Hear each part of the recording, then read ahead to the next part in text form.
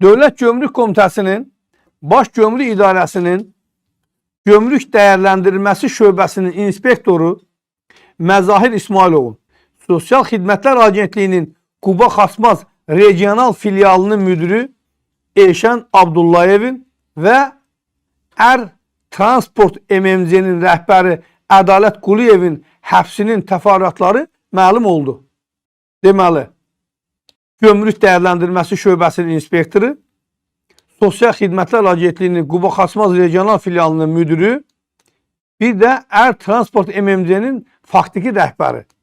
Adı çəkilən şəxslər Baş Prokuror yanında korrupsiya qarşı mübarizə Baş İdarəsi ilə Dövlət Gömrük Komitəsi tərəfindən birgə keçirilmiş əməliyyat axtarış tədbirləri ilə həbs ediliblər. Onlar ölkəyə idxal edilmiş məhsulların gömrük rəsmiləşdirilməsi prosesində suni maneələr yaradaraq, sonradan gömrük rəsmiləşdirilməsinin surətləndirilməsi müqabilində vətəndaşdan rüşvət alan bir qrup vəzifəli şəxs cinayət başında yaxalanıblar.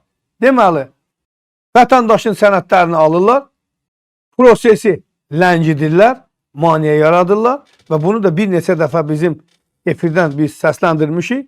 Təsəvvür edin ki, ərzaq gətirirsən, yaş ərzaqdır, xarab olma ehtimalı var bir, üstə gəl və yaxud da elə başqa bir şey gətirirsən, gömrüyün deməli içinə daxil oldunsa, bir gün müddətində o maşın sənədləşdirilməlidir, rəsmiləşdirilməlidir.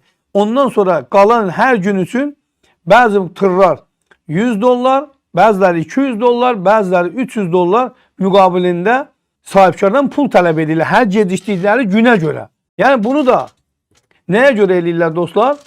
Çünki şu sürücü, böyük əksər, daha doğrusu sürücülərin böyük əksəri şirkətlərə məxsusdur. Şirkətlər onlara maya ödəyirlər, pul ödədiklərinə görə və tələb də qoyurlar ki, filan vaxtı filan yerdə olmalısan, filan vaxtı filan yerdən çıxıb filan yerə filan yük aparmalısan və oradan da bu boyda bizim qazancımız olmalıdır.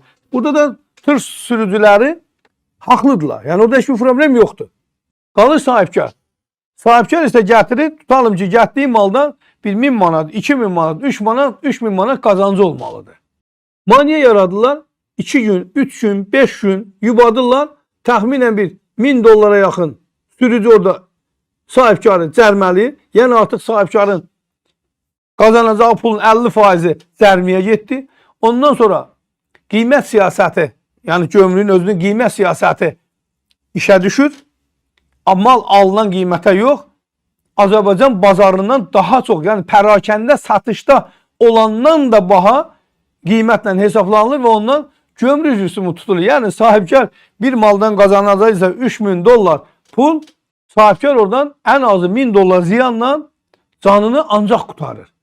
Yəni məqsəd budur. Əgər gömrükdə bir nəfər bu işi eləyən varsa, deməli bu bir nəfər deyil. Bu işə cürət eləyib qol qoyan bir inspektor varsa, deməli bu inspektorun üstündə dayananlar da var. Çünki niyə? Vətəndaş yubanan kimi dərhal birinci şikayət eləyir rəhbərliyə.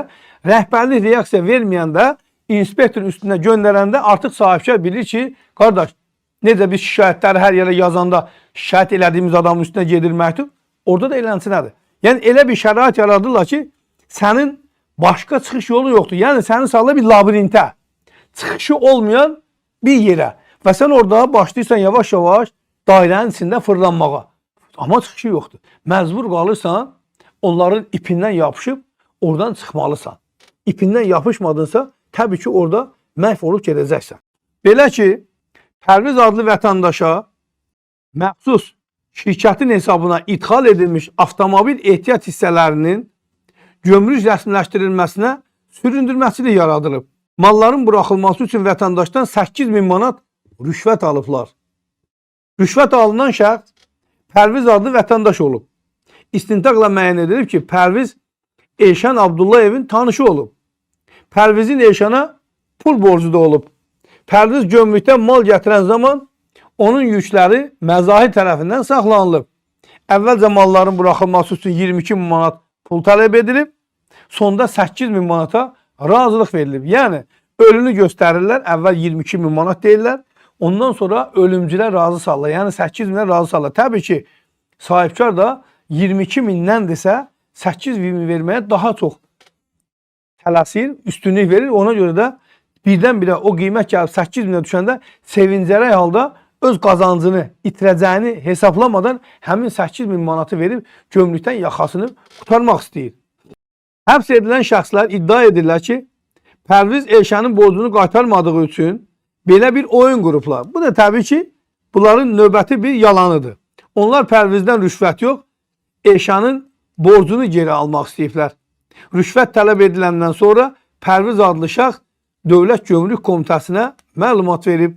Bundan sonra korrupsiya qarşı mübarizə baş idarəsinin əməkdaşları əməliyyat keçiriblər. Pərvizin üzərinə kamera yerləşdirilib və 6.000 manat rüşvəti verən zaman təqsirləndirilən şəxslər saxlanılıb. İstintaq zamanı tərəflər arasında yazışmalar da sübut kimi ələ keçirilib. Pərviz dindirilən zaman deyib ki, Elşənə borcu olub, amma bu rüşvət məsələsinin borcla heç bir əlaqəsi olmayıb. Onun sözlərinə görə tələb edilən 8 min manatın 6 min manatını verdikdən sonra maşınlarını gömrükdən buraxıblar. Plan belə olub ki, Elşən tanışlıqdan istifadə edib, Pərvizə tələb edilən məbləği deyib, Elşən Pərvizdən pulu ədalətə verməsini istəyib, alınan pulun əsas hissəsi məzahirə çatıb, istintaq materiallarına əsasən tərəflər arasındakı yazışmaların bir hissəsini təqdim edirik. Yəni, ehtiyac yoxdur bunları mən oxuyum, sizin diqqətinizə çatdıram dostlar. Bu, bir daha Gömrük Komitəsində çox ciddi bir sıxıntının olduğu anlamına gəlir dostlar.